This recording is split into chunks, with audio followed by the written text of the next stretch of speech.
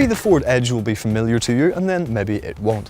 Those in the US have been able to buy the Edge for the better part of a decade now, but for us here in the UK, it's the latest Yank tank to come to our shores as part of the One Forward plan. That's the same sales strategy that gave us the Mustang.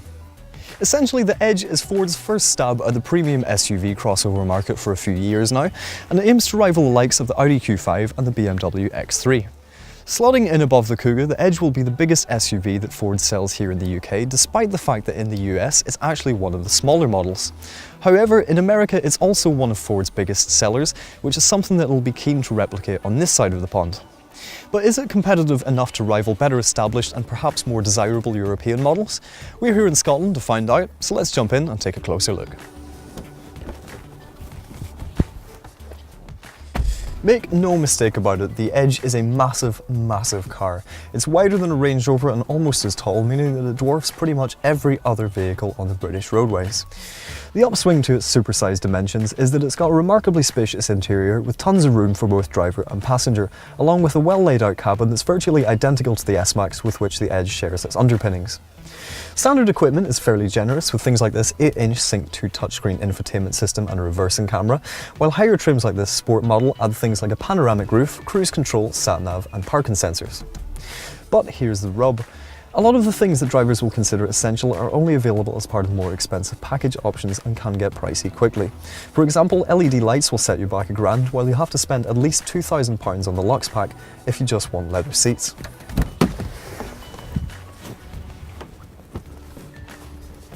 The Edge's large size means that there's also plenty of room in the back, with more space back here even than the Audi Q5, and with room for 4 to sit in maximum comfort. Buyers who want 7 seats will be out of luck though, and it's a little bit of a shame that the Edge doesn't even come with part-time 7 seats like something like the Nissan X-Trail. Cargo space is likewise generous, with 602 litres with the rear seats folded up and with the luggage cover in place. Take the luggage cover off and fold the seats down and maximum space clocks in at a massive 1,847 litres, which is around 300 more than both the X3 and the Q5.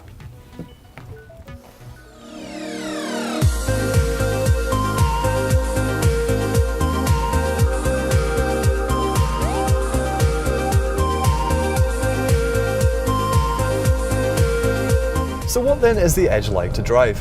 Well, it's worth pointing out at the very beginning that this is designed as a pure cruiser, born for the gargantuan freeways of the US rather than for the erratic B-roads of Britain.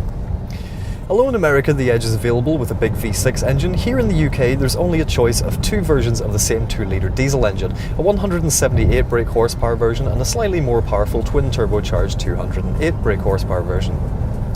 We've got the 178 brake horsepower version with a 6-speed manual gearbox, and it is torquey enough, but the Edge's 2.6 tonne weight does hamper its performance.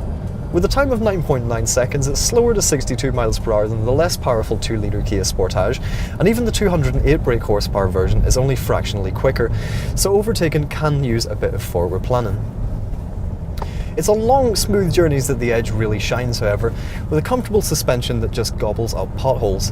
With the addition of perhaps the Mondeo and the Vignale range, which an Edge Vignale model will be added to later this year by the way, it's probably also the most refined car in Ford's current lineup.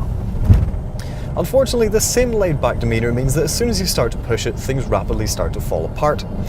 At close to 5 metres long, more than 2 wide and nearly 2 tall, once you show at the slightest corner you really begin to feel its heft. It rolls and it leans and the steering's a little bit elasticy, while even the Sport model, which gets a slightly stiffer suspension setup, suffers from the same blubbery handling. Make no mistake, this is no Jaguar F-Pace and at all times prioritises comfort over driver engagement. Basic pricing for the Edge starts from $29,995, which means that it undercuts the X3 and the Q5 by quite a bit. However, most buyers are expected to go for either the Titanium or the Sport models, which are priced from $32,245 or $34,500 respectively. Although the car does its job well and is decently equipped, by the time you spec the model that you want with the equipment that you want, it does lose some of its competitive edge over the German competition. So is the Edge as good as the cars it hopes to rival? Well, it's hard to argue that it is, but its massive dimensions and its bold looks will still surely appeal to many, particularly current Ford owners who like the car that they drive at the moment, but who are thinking of upsizing in the near future. As well as that, the Ford is just that little bit different to pretty much every SUV out there at the moment. It's big, it's brassy, and it's completely unapologetic. Provided you don't expect too much from it dynamically and you're careful with your options, then the Ford Edge can make for an extremely capable, very spacious and refined family SUV. But do you think the Ford now has what it takes to take on the likes of BMW and Audi? Let us know in the comments section below, and don't forget to subscribe to our YouTube channel. Click on the Inquire button to find out more details about this car, or for any other models visit carkeys.co.uk. And to watch more reviews, click on one of the links on screen now.